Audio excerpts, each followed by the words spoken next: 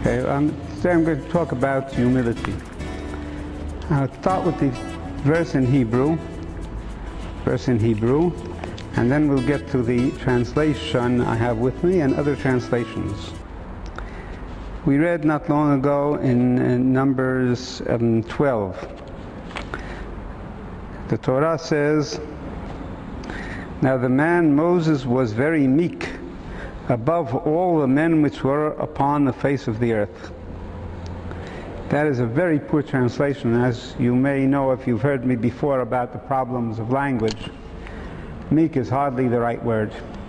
The best translation that I remember is that he was the least proud man, the least proud man. He wasn't meek, he wasn't, but usually a meek man is a man who milquetoast. They used to have a person who's more or less afraid. Moses was not afraid. Moses was not meek. He was not. The word modest is sometimes used. It's not a very good word either. What is modest? The least proud man is the best translation. Moses wasn't proud, but he should have been proud.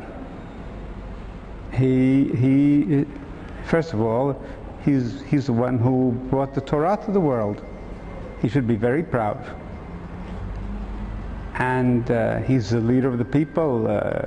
And certain Chazal say that he had the status of a king. Why shouldn't he be proud? He should be proud.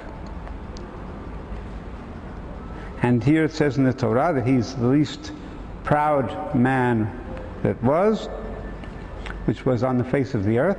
So if he's the least proud man, he should be very proud of that.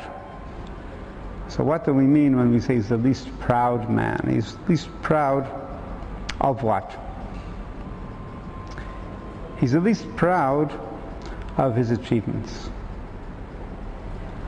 We have people who are brilliant people and who achieve marvelous things. We have Nobel Prize winners, we have great people in every way. All people, many people of all faiths and from all backgrounds. You have great people. And why are they great, and why should they be proud? Well, they shouldn't be proud, because their greatness was a mere exercise of the talents that God gave them. If they hadn't used their talents to the utmost, they would have been wasting talents that God gave them. In the 17th century, there was a debate in the public schools about whether one should cane the children or the underachievers, or you should give prizes to the ones who were very successful.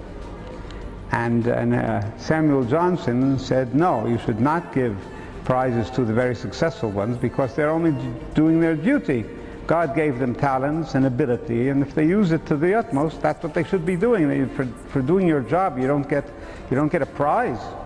You get what you get for doing your job. You get a salary. If you're a kid in school, you get up to the next grade, or you get honors when you finish school. And those who don't do what they should be doing, who don't use theirs, so they should be caned, because they're wasting their time and they're wasting their ability, and they're not using their abilities to the utmost. God gave them ability, they should be using it. Well, he probably is morally right. Psychologically, apparently he isn't right, because based on the Talmud, Maimonides already says that with little children, you should give them material incentives to do their job properly, to learn properly. And whether the material incentive is a cookie or some sweets, whatever, for it, or something a little more. And maybe if you're a fairly wealthy person, you want to give your son an iPhone. If he gets a straight A report card, that's fine. And eventually, as he gets older and begins to understand more, he won't do things for the iPhone. First of all, he already have one, although by then will probably be an old generation, there will be a new one. But he will also know that the purpose, our purpose in this world, is to use our talents to do the best we can in the situation which we happen to be. Now, every person is in a different situation. He has a family situation and may be very happy. For instance, is that a reason to be proud? I'm very happy. I am personally very happy with my family. I have some grandchildren who are outstanding students, very brilliant. I thank God for that, and I only hope and pray that these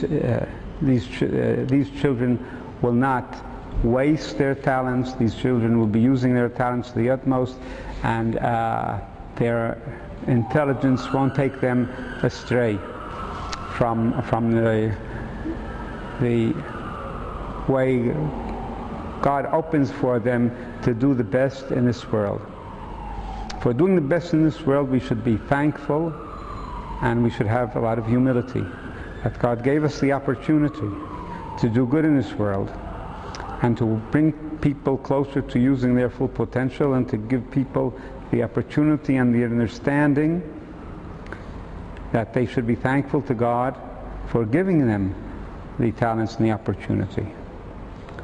Now, recently there was a study of religiosity in Israel and in the United States, another study, and it transpires that, according to one statistic I read, there are about 65 million Americans who are not happy with their faith, with the faith they grew up in.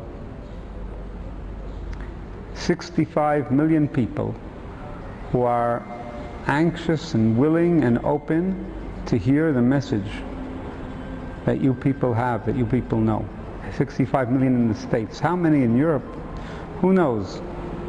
Europe is known to be a basically atheistic continent, except for the Muslims, of course. The French are supposedly formally Catholic, and when they do their ceremonies before confirmation, before getting married, whatever, they do them in a Catholic environment or in a Protestant environment, depending what kind of Christians they happen to be. But basically, the great majority of them, when asked do they believe in God, they say, we really don't know, we're agnostic, or even atheists who say there is no God. And it seems that in the situation today, there's a great opportunity which you people have, which we don't have. As Jews, we don't have because we wouldn't be listened to, but you people come from the background they are, and you can speak with them, and they may listen to you. And as long as we behave in the right way and we do not hurt their feelings, we should be able to find a way to their minds and to their hearts to bring them closer to the worship of God, the only one God, in the way He indicated to us in His what is it called? Covenant. In His covenant with Noah, which is an elaboration, as we say, of the covenant with Adam, which tells us how to behave, how we all should behave. All humanity should have certain limits, which unfortunately the Western world is losing sight of, and you have an opportunity to serve God in a way which no previous generation has had, and I hope and pray that you will be able to take this upon yourselves and serve God in a way which only you can in your situation, and give thanks that you have this opportunity, and take it with both hands, and see who you learn your audience. If you're in Tennessee, or if you're in Seattle, it may be quite different, or you're in France or in England, it may be quite different from one situation to another situation, but you learn the situation, and you face the problems, and you may be able to help bring these people to understand their place in the world.